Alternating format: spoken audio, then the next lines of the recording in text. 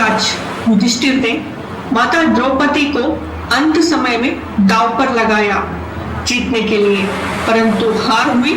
तो धर्मराज की हार को देखकर दुर्योधन जो है वहीं पर पागल हो उठा और खुशी खुशी विद्वान विदुर जी से ही कहने लगा, जाओ दासी द्रौपदी को लेके आओ। तो यहीं पर विदुर जी बोले, अपने आप को दांव पर हारने के बाद युधिष्ठिर द्रौपदी को दांव पर लगाने के अधिकारी नहीं रह जाता। किंतु जो राजा थे धृतराष्ट्र प्रतिगामी नामक सेवक को द्रौपदी को वहां से ले आने के लिए भेजते हैं। इसके बाद क्या हुआ आप सब जानते ही हैं।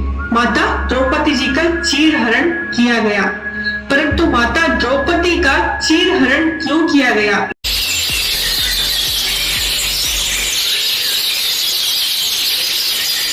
आज हम बात करेंगे माता द्रौपदी की चीरहरण के बारे में।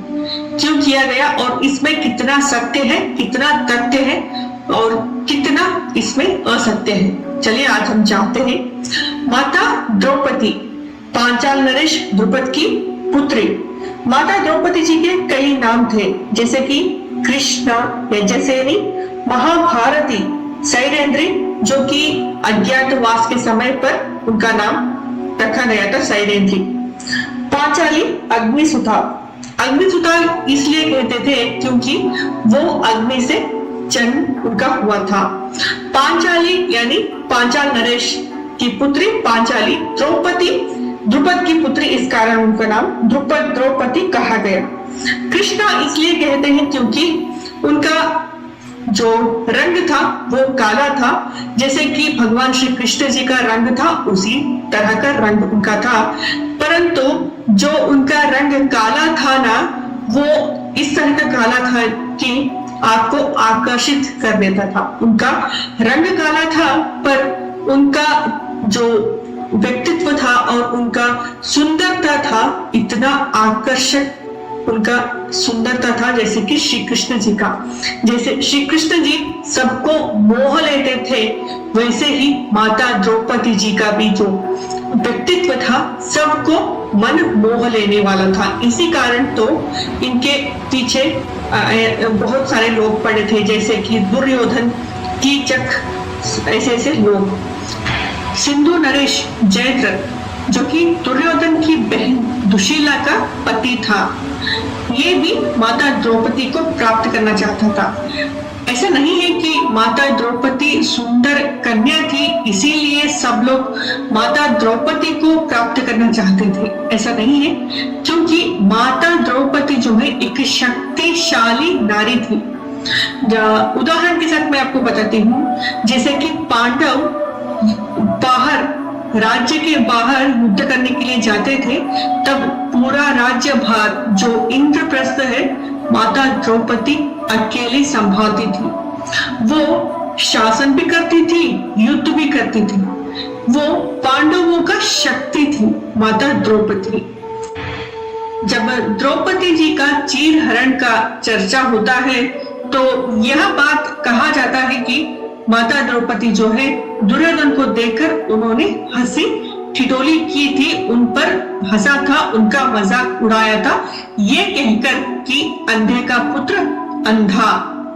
परंतु महाभारत में, पूरी महाभारत आप छान बिछान करके देखिएगा, उसमें कहीं भी इस बात का जिक्र नहीं है।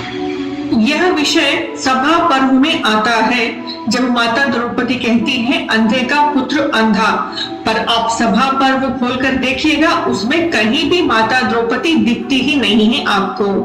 तो यह केवल एक मनोरंजन के लिए, धारावाही बनाने के लिए जो निर्माता लोग हैं वो लोगों को पसंद आए, इसलिए माता द्रौपदी का यह चित्रण करके दिखाया है। परंतु आपको कहीं भी नहीं दिखेगा कि माता द्रौपदी ने कहा है अंधे का पुत्र अंधा। तो चीरहरण का यह विषय है, यह बोलना बिल्कुल गलत है। तो मैं आपको बताती हूँ, अंधे का पुत्र अंधा यह कहकर भीम जी ने हंसा था जब माया सभा में, जब राजसूय यज्ञ हुआ था उसके बाद ही माया सभा हुआ था। तो उस माया सभा में दुर्योधन ने पानी को एक फर्श समझकर उसे लांघने की कोशिश करी थी और वो पानी में जाकर गिरा था। तो यह देखकर द्रौपदी जी नहीं भीम जी हंसते हैं उन पर। तो यह बात तो बिल्कुल गलत है कि माता द्रौपदी जी ने कहा था कि अंधे का पुत्र अंधा, इसीलिए दुर्योधन उनसे ईर्ष्या रखकर उनका वस्त्रहरण करवाया। यह बात बिल्कुल गलत है। तो वस्त्रहरण करने का आपको विशेष कारण मिलता है कि मैं आपको बता दूं, दुर्योधन जो है पांडवों से ईर्ष्या रखता था। पांडवों के पास कोई भी विशेष वस्तु हो उसे पसंद नहीं था।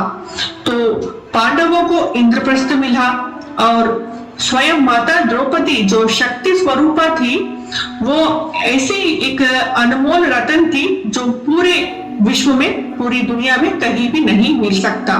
तो ऐसे अनमोल रत्न इनके पास है और ये पांडवों की शक्ति है। तो इस शक्ति को हमें क्षीण करना पड़ेगा। जब हम इस शक्ति को क्षीण करेंगे तो पांडव स्वयं ही क्षीण हो जाएंगे। तो यही मंशा रख कर दुर्योधन ने माता द्रौपदी का चीरहरण कराने का फैसला करता है। मूर्ख दुर्योधन जो स्त्री को एक वस्तु समझता था, भोग का एक साधन समझता था, तो इसी कारण उसने यह अनमोल वस्तु इन पांडवों के पास है, यह उनके पास नहीं होना चाहिए, यह अनमोल वस्तु मेरे पास होना चाहिए। जैसे कि स्वयंवर में उसने माता द्रौपदी को जीतना चाहा, स्वयं ना जीत पाया तो कर्ण को आगे भेजकर उसने प्रतियोगिता में भागी कराने की कोशिश करी, परंतु उस प्रतियोगिता में माता द्रौपदी जी ने उसे आने की आज्ञा नहीं दी। इस कारण ईर्ष्या रखने लगे ये कर्ण और दुर्योधन सब। तो इसी कारण उन्होंने माता द्रौपदी जी का वस्त्रहरण करने की कोशिश करी थी। तो माता द्रौपदी जो स्वयं एक शक्ति स्वरूपा थी, उनकी काल बनकर आई थी। तो यही कारण है दुर्योधन ने माता द्रौपदी जी का वस्त्रहरण कराने की कोशिश करी थी। कहते हैं गेहूं के साथ गुण भी पिस जाता है। तो इस मूर्ख दुर्योधन के कारण पूरा कुरुवंश ही नाश हो गया। तो इस मूर्ख दुर्योधन को कुलघाती कुलनाशक कहा जाता है इसी कारण। तो यही कारण था चीरहरण करवाने का। तो मित्रों, कैसी लगी आज का ये वीडियो हमें जरूर बताएगा। आगे मैं आपको पूरी महाभारत जरूर लेके आऊंगी। एक एक जो विषय है मैं संक्षिप्त में बताने की पूरी कोशिश करूंगी। आप अगर जानना चाहते हैं कोई एक विषय तो मुझे कमेंट कर जरूर बताइएगा। मैं पूरी कोशिश करूंगी कि आपको पूरी संक्षिप्त रूप में बता सकूं। महाभारत मेरा भी एक जिज्ञासा का विषय है। महाभारत आप कितनी बार पढ़ोगे उतना ही आपको उसमें जानने को मिलेगा। बहुत बहुत धन्यवाद मित्रों, बने रहिएगा अगले वीडियो के लिए। नमस्कार।